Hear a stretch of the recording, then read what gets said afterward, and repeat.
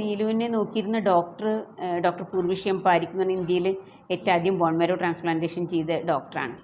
അപ്പോൾ അദ്ദേഹം ഞാൻ ഇപ്പം നീലുവിനെ കുറിച്ചുള്ള കൺസേൺ, നമ്മുടെ സങ്കടങ്ങൾ, നമ്മളുടെ ബേജാറൊക്കെ നമ്മളിങ്ങനെ പറയുമ്പോഴത്തേനും സാർ ഇങ്ങനെ നമ്മളെ ചേർത്ത് പിടിച്ചുകൊണ്ട് ഒന്നും പ്രശ്നമില്ല, വിഷമിക്കേണ്ട, നമുക്ക് ഇങ്ങനെ ചെയ്യാം, അങ്ങനെ ചെയ്യാം, അങ്ങനെ ചെയ്യാം എന്നിങ്ങനെ പറയും. അപ്പോൾ നമ്മളുടെ മനസ്സിലിങ്ങനെ എന്തൊരു ആശ്വാസമാണെന്നറിയാം അദ്ദേഹം അങ്ങനെ ഓരോ കാര്യങ്ങൾ പറയുമ്പോൾ. അപ്പോൾ നമുക്കൊരു ഉത്തരം തരാൻ പറ്റുന്ന ദൈവമാവുമല്ലോ നമ്മളുടെ ഏറ്റവും പ്രിയപ്പെട്ടവരെ ചികിത്സിക്കുന്ന ഡോക്ടർമാർ.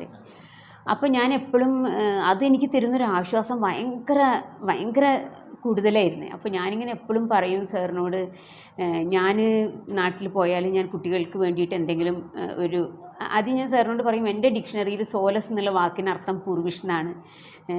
അപ്പോൾ അതുകൊണ്ട് ഞാൻ നാട്ടിൽ പോയിട്ട് ഞാൻ വയ്യാത്ത കുട്ടികൾക്ക് വേണ്ടി, ഈ പ്രശ്നങ്ങൾ അനുഭവിക്കുന്ന അച്ഛനമ്മമാർക്ക് വേണ്ടി ഒരു സാധനം തുടങ്ങും. അതിന് ഞാൻ നിൻ്റെ പേരിടും, നീ കൊടുക്കുന്ന പോലെ സാന്ത്വനം കൊടുക്കാൻ പറ്റുന്ന നിൻ്റെ പേരിടും.